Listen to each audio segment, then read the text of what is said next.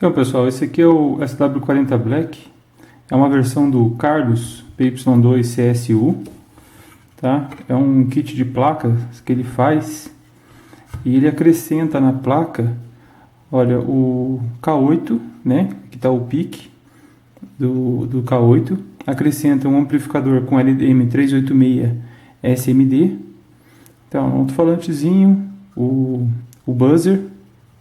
Na placa dele também ainda tem um hit que usa o 4066.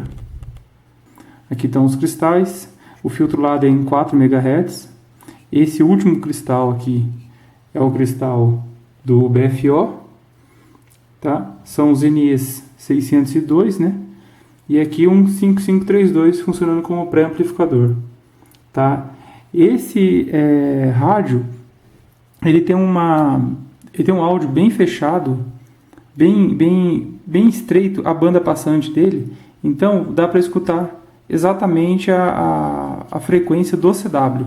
Ele está mais ou menos entre 7007 a 7035, algo por aí, não tá nem muito mais nem muito menos. O varicap que eu usei não está possibilitando ainda uma amplitude maior, né? Um range maior.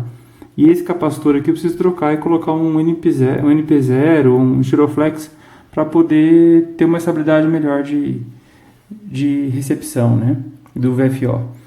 Agora vou deixar ele ligado aí para vocês verem o sinal dele, o áudio dele, como é que é.